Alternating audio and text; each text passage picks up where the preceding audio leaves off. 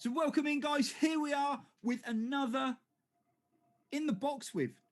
And ironically this week, In the Box With, BoxToBoxBen. There's more boxes in that than I've ever dealt with in the past.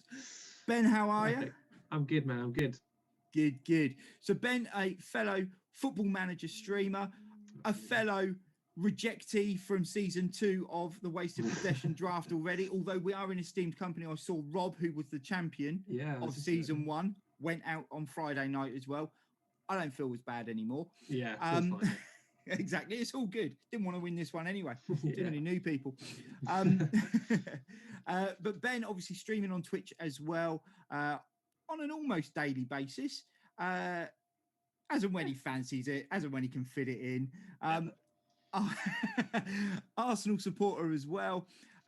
So the 5 questions, as we normally do, with different answers, obviously, will be fired at Ben. We will run through as well. So let's start with the most obvious question, which is question number 1. What is your first real memory of football, Ben? Football. Let's have my first real memory of football. I probably have 2. I have a bad one and a good one. I'll have my bad one first, which was when I was a kid. I remember playing football. For some reason, it just always stands out in my brain. I was playing for my local town, just like kid football, Hartford, and we won 10-1. That's all good. That's a good start. The one goal we let in is the goalkeeper kicks out from our goalkeeper, hits me in the back of the head. I fall over, they run through and score. I don't remember any of the other 10 goals that we score. I remember that very, very clearly. I don't know why. Cool. And the one good thing I remember about football is my dad taking me for whatever reason it was an unbeaten season at Arsenal 2004. We played Liverpool. He takes me to that game, even though we've just been knocked out of the Champions League to Chelsea and the FA Cup to Man United. I don't remember these things, obviously. I just remember going and having a great time. But looking back and I was like, what were you thinking? Like, that could have been a dreadful game. And we go 2-1 down, and then Henry obviously runs the length of the field against does Carragher, sits him on his ass, and scores. That's probably my first greatest memory of football when I was a kid. Was that day was one of the best days of my life. Yeah. I was going to say, to be fair, though, I mean, if you turn up at that a little bit still undecided of who you're going to support, and that happens, it's going to turn you a little bit, isn't it? It's like all those. Any kid growing up in that era of Arsenal, like who else? Why are you supporting anyone else? I don't know. To be honest, that's true. Unless you're obviously like hardcore where you're from, but yeah. So what you mean? Like if you're from Essex, you support Man U? Yeah, exactly. Yeah, exactly. But like, cool. if you're undecided, you see the Henri, Bergkamp, Pires, Lundberg, the whole team. It's crazy. I just love, what a moment. And then you watch our team now. It's hard. It's hard to watch sometimes. It is, yeah. And I mean, you've got players in there who are good players. It's just, for sure, not the same. It's weird as well because your first memory of football is you playing, or your bad memory of football is you playing. Yeah. And do you know what? I don't think anyone else has really sort of talked about that. They've talked about sort of playing in the garden and remember kicking the ball around, but not actually a physical match and a moment in a match. Yeah, I don't know why it sticks out in my head so much. But it does. And it actually reminds me of my first memory of football and me playing was obviously majority of football at that point in time I'd seen on TV. Yeah. So you never see centre on TV. Never see. What do you mean centre? Oh, as in when a team scores, you never see a kickoff. Yeah. Yeah. Because they're showing you the highlights, and when it goes back to the game's in the flow. And when you played at school, you started from the goalkeeper all the time. So I remember in a game we scored, the goalkeeper kicked the ball back up the pitch. And it sort of bounced, and someone shouted something, and I just remember turning around and absolutely lashing this ball back over his head and running off celebrating. And they're all like, "What are you doing?" I'm like, "What do you mean? I've just scored a worldie." No, centre. You've got to go for kickoff again. It's weird. It's what? You don't see it that much, do you? I guess as a kid, you're just a bit naive and just think it's just getting carried on after the goal. Exactly. And even if you go to a live game, a lot of the time you don't really pay attention to the kickoff again. Sure. So, you're too busy celebrating or making a break thinking, do you know what, there's not going to be another goal. I'm going to quickly pop to the league. That's true. Yeah. And I never realised, and that was the first time I found out that you have to have a kickoff after each goal. How old were you? 9? Too old, maybe. 9? No. Yeah, no, 23. Yeah, last year I just swore. Yeah. It's all new. It's all new. Cool. Okay, so question number 2. What was the first major, and we're going international tournament, you remember? And what is it that you remember most clearly about it?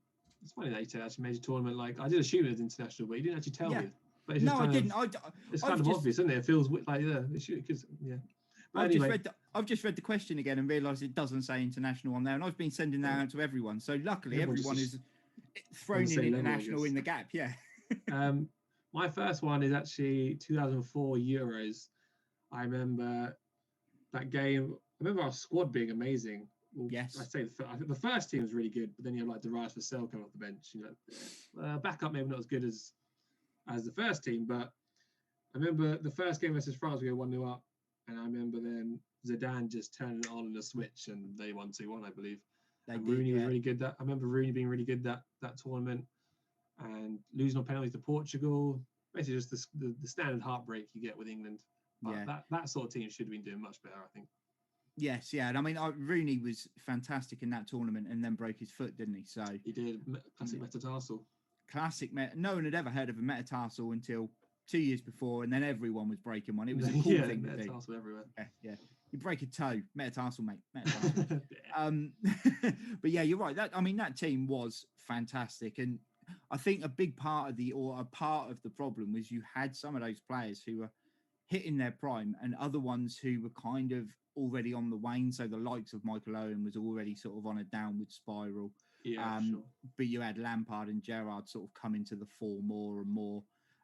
Rooney, had he not been injured, I mean, everyone says, had Rooney not been injured, we would have gone on and won it. But Greece won it.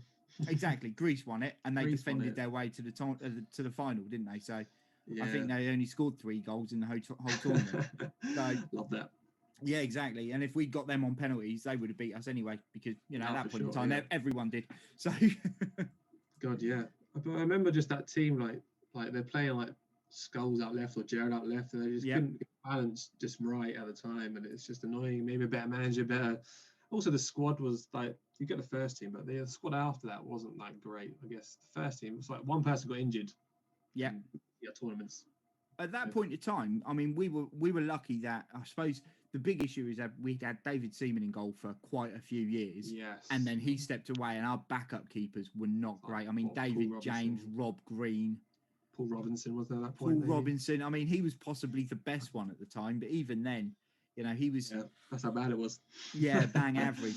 But defensively, I mean, we were pretty good across the back line, because you had Ashley Cole coming in, and you had Wayne Bridge and Gary Neville on the other side with some other right back, but Gary Neville was never injured, so it didn't matter. What Campbell, Adams were on the way out then. We had Campbell, Terry, Adams was Ferdinand. done. Yeah, Woodgate when he was fit, if he was fit. Leslie King. Yeah, Ledley King when he was fit, if he was fit. And I think that was the thing. But there was such a reluctance to change the formation from 4-4-2. That, as you say, Scholes got shoved out on the left. I think he'd already retired from international football by that point in time. Really? Yeah, I'm pretty sure it was around then. He may have done that tournament and then gone, nah, not for me. Yeah. Shame. Sad times. Cool. Yeah. Okay, number 3. Yes. When you played, what was your most consistent position? So where did you play most? Oh, what a question. I'm not the most talented footballer, unfortunately. So, when I was a kid, I guess I played everywhere as a kid. So I don't think probably defence, definitely. But I played 11-a-side. Maybe the first time for a long time, just before COVID, played for a year and a half with my friend's team. 11-a-side. I was playing right back every week in and week out. So I'll probably say right back. I can tackle. I asked my friend, I can tackle. I haven't got first touch, can't dribble, can't shoot, can't pass. I can tackle. I don't take a touch, the ball's coming at me, it's getting booted. Yeah. That's it. Lead leg. Foot through. Pretty much. Love first time away every time. Love it. So you've got a first touch of Carlton Palmer then? Oh, Carlton Palmer? I wish I had Carlton Palmer's first touch. Do you remember Carlton Palmer? I mean, obviously it was before you, but you've heard. I've heard of. I'm pretty sure he's in one of those like videos with like worst ever people like getting uncapped or something like that. Oh yeah, and he got 14 of them. Yeah, exactly. But I'm pretty sure I've seen him, but I don't know how good his first touch is, but I'm sure it's better than mine. His own manager, bearing in mind at the time, I'm pretty sure it was Ron Atkinson at Sheffield Wednesday, and he said Carlton Palmer can control a ball further than most people can kick it. That's not the confidence you need, is it really? But it's there for a reason, obviously. Yeah. So right back was your most regular. So was that when you were a kid? You sort of played anywhere across the back, or was it? I used to be quite fast, so I used to play like right wing, where I basically the only skill I had was I push it past the player and just be able to get around them. Yeah. Score the odd goal. Not much really. Got the odd cross in. Yeah, not. I never when I was a kid, I was always on the bench. Oh, that's how bad I was. Like, I didn't get in kid football first teams, but I still just passed it. Yeah. Didn't really care at that point. Thing is, I suppose if you play kids football, then normally you play for a team with all your mates.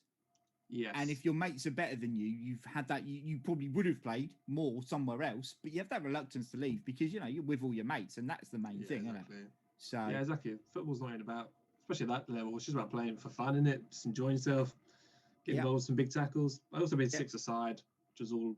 I played as defensive as I could do in the six-a-side, but obviously six-a-side, I wasn't just moving around. Yeah, I mean, whenever I play 5 or 6-a-side, I always sit deeper, and then I get bored. Nice. And then I don't tell anyone. I just go on a wander, and and that's basically we leave us exposed at the back. Not really my forte. Where do you play? Where's your best position? I was lucky when growing up. Everyone was playing, so 5-3-2, 3-5-2 was kind of coming into the reckoning a lot. Yeah, in the mid-90s, early 90s to mid-90s, and essentially I was a number 10 because you had all of those players, and I modelled my game on sort of the arriving late, the David Platt of the early 90s, to an extent the Gazzers, and then you had Roberto Baggio and people like that, and Bergkamp as well, and it was kind of that. From? Is that where Badgie's come from, Baggio, or not? No. Just a shortened surname. It would have been great though, wouldn't it? I mean, if that was the case, if you were that good. I should have said, of course it was. Yes. I didn't think that through. Dan, you put me on the spot. Next time, Ben, if you've got questions for me, if you can send them as well, so I always sort of played as a number 10 or as a number 8 in midfield, where I sort of leave someone else to do the defensive work and get in. And then when everyone started binning off 3 midfielders and going to 4-4-2, I had to make a conscious decision whether I wanted a bit more pressure on me to score goals or whether I wanted to run around more.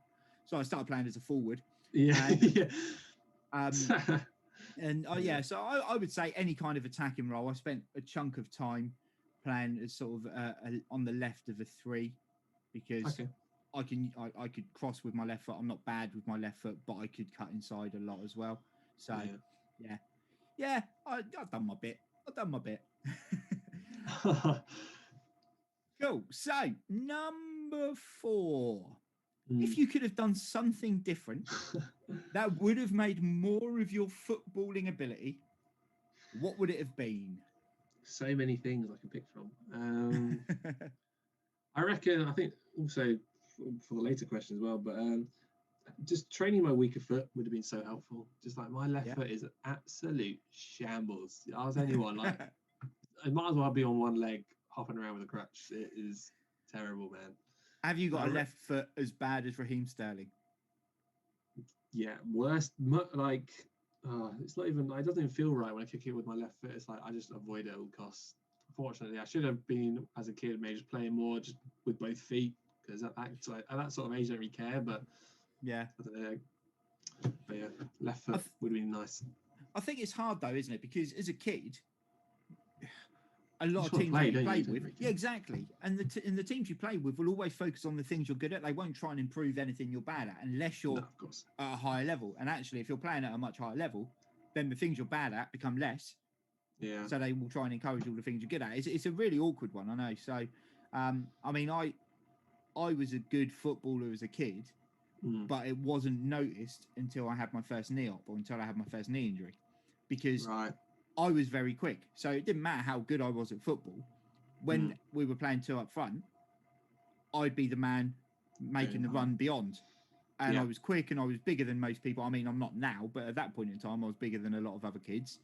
And I stopped growing at like 14. So I hit 5'10", and I got nothing more. But I was 5'10" at 14. So I was, I was a unit up against other teams. And the ball was knocked through, and I'd be after it all the time. And then it was only when I'd done my knee and I wasn't able to sprint it to the same level anymore, that people had to start playing it into my feet and things like that. And it became more. And actually, I started to play more as a number 10, not playing in that role, than I ever did playing in that role. Yeah. What age did you do your knee up? You do your knee up? What age did you do your... Properly, 18. So I had a knee op at 18. ACL, was it? MCL, medial. Okay. Yeah. So that did similar. Yeah, so 18 was my when I've done it, and that was an exploratory operation to double check and see where it was at, and nothing major was done with it. They said, you know what, he'll leave it. There's nothing really that we can do. It should just, because it wasn't a full tear, it was a rupture and part tear. Yeah. And then I had another op or look at 24. Right. And then the final one at 30, where they said, "Wow, your knee's a mess." And they'd done the open up, and they had the X-ray, not X-ray, but like is it MRC or MCR or whatever it's called? Yeah. And they had a look at that, and initially there was so much sort of floating around in my knee, they thought it was cartilage injury, and it was fragments of cartilage, and it wasn't. So, jeez. Yeah, so that wasn't cool. So that's brutal, very much so. It's not something I would wish upon anyone. I was playing on Saturdays after the last op, and I was so high on the amount of drugs and painkillers I was taking to get me through games. I rattled. I'd take a load of painkillers and then whap a couple of creatine tabs to balance it out. Jesus. It wasn't great. It wasn't Anything great. For the beautiful game. Exactly. I was taking so many painkillers that I ruptured my ankle ligaments in the game and played for another 30 minutes. Oh my. Yeah. See, I just wouldn't play. That's just I don't know. Playing the game, because I'm not that good, I guess I'm quite okay just sitting out and just I've always enjoyed watching football more than playing it. Yeah. But so if I'd injure myself, I just would have retired about age 2 if I had to. I'm done. I'm out. Yeah. See you later, guys. I did my best.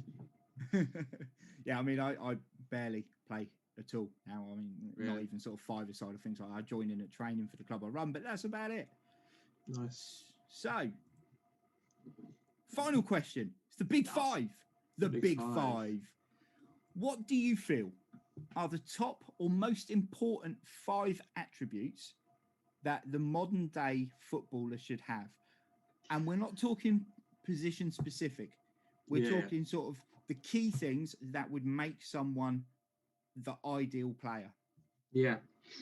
See, I've taken this off Iron. I've gone to Football Manager attributes in this situation. Whenever someone has questioned it, I've said, Football Manager. Yeah. So I actually forgot about the weak foot. I'm going to put that in straight away and say 5-star weak foot. Yeah. 5-star, whatever it is in Football Manager. Yeah. 20 weak foot. So I've gone for, I think, determination. Yeah. One. I think if that's like, you can be as skillful as you want. You can be the best player in the world. But if you don't want it, like you could say Rafa Morrison's a good example. I was about to say, yeah. Just didn't give a shit. So he just didn't make it as high as he could have, and he could have been amazing, apparently. So, but I don't know that well. But I think another one is off the ball, your understanding of the game is a massive one. Like you can play wherever you want if you understand the game. Also, another one comes like Mersacker wasn't fast, had zero, apart from being tall, didn't have any ability, but he was pretty awake upstairs. So he knew where to stand, knew where to be, and he was always quite good at that. But then when he really lost his pace. Then he couldn't even get to where he needed to be to stand there. Yeah. So that's interesting because obviously you referenced Mertesacker, but we were talking last week and it was we were saying John Terry was someone who was a prime example of that. who read the game really well. Didn't have the pace, but read the game really well. So always found himself in the right place. And I think that's the thing, isn't it? It's the off the ball is so much focused on attacking players, but actually it also means you're reading the game, and that is key for defenders. So cool. Anyway. Even Cavani, because I watched him earlier. He's not that fast, but he's smart. He gets in the right positions. He's quick over a couple of yards, and it's that burst away. So the goal was it the goal he scored? Was it in the Champions League game not Champions League game, was it? That's silly. Europa League game. Yeah, last week where the ball came across and he got across the defender and just sort of played it in. Yeah, very good. Yeah, cool. Off the ball. Well, how many is that? 3? You're on 3, yes. I think the next one is decisions. I put as a football manager trait. I think it's massive. You got to make the right decisions at the right time. I goes across the park. You be a defender, whether to dive in, whether not to dive in, midfielder, pass or not pass, striker to shoot or to whatever. It's one of the most important things. Just once again, it's up there. So most of my traits I picked are all mental, because I think that's probably where football won and lost most of the time, is how good you are at playing, reading the game, understanding the game. Yeah, no, I'd go with that. Yeah, I think it's great having a lot of the technical stuff, but if you don't have any of the mentals, then as you say, the technicals become null and void anyway, because no one's gonna be interested. Cool. Okay, so decision making. Absolutely. And I put as my last one, completely against everything I've just said, as technique is my last one, because I feel like if you have good technique, whether that's a good technique in tackle, as a pass, as a shot, you do have a major advantage. Obviously, whether you can put them together with all the other mental attributes, it's different. But if you do have the technical, I feel like, I don't know, I always feel like people like Santi Cazorla, people like Messi, obviously, just born better than me. Like, why? I don't understand. But it's a weird thing. No, that's fair. That's fair. I mean, I like the technique one. I think that's key, because I think the other bit, and what you've picked as well, it's the mentals are very football related as well. So it's off the ball. The determination can be for anything. I mean, that could just be in general life. Weaker foot would hold absolutely no relevance in any other form of life apart from football. But I think it's key, because I know that some people have obviously picked pace and picked acceleration and that sort of thing. And I always think that, if you're picking a team that is purely based on around pace or the ability to run for miles or just pure fitness and work rate, go down the running track. Yeah, exactly. Go and do some marathons, because if you can't kick a ball, then it's a pointless exercise. It's true. And I think, that's key. I think I like what you've got. I like what was it, just out of interest, what was your 5th one before you decided to throw last minute weak foot? I think I had what did I put? I think I put positioning, which is sort of the same anyway as. Yeah, that's cool. So yeah, I mean, the positioning works the same, similar sort of thing as the off the ball, the decision making, that sort of thing. That sort of thing. Yeah. Cool. I like that. There's a nice variation in there. And a weak foot. Love it. And a weak foot. And a weak. I think it's important. You've got to have it. You got to work on it. Not have a weak foot. Work on the weak foot. Yeah, work on the weak foot. People like Greenwood, and Ousmane Dembele, I think, you just don't defenders don't know which way to go. Like, you could go left, right, then it just gives you an advantage as well. But it does, yeah. I know. I completely agree. I think people who are being paid 250 grand a week and can't kick a ball. And again, I'll go back to Sterling. Can't kick a ball with their other foot. What the hell? The amount of times Sterling runs himself into a blind alley because he won't cross a ball with his left foot. He'll just try and cut inside and lose it. Yeah, sad. But he's still a good footballer, I guess, though. So. Yeah, well, he's still on 250 grand a week, so who the hell am I to knock? Yeah, exactly. Because he knows what he's doing. Exactly. Guys, if you are not currently following Ben, as I say, his Twitch handle is underneath. I mean, yeah, obviously. I mean, the first question is, what the fuck are you doing? Yeah. But his Twitch handle is underneath. Go check him out. Regular with the Football Manager. Are you doing anything else, or is it purely the Football Manager, Ben? You do a little bit of marbles on stream, don't you? I do like the community streams on occasion. I sometimes play FIFA co-op with my friends. Yes. I do a few other things, but mainly FM most times. Cool. Get a bit more FM. Go see Ben. For now, though, what we're going to do is say thank you very much, Ben. It's been a pleasure. No problem. And we will go back to me in lifetime. Whoa. Catch you soon, guys. Thank you, mate. Cheers.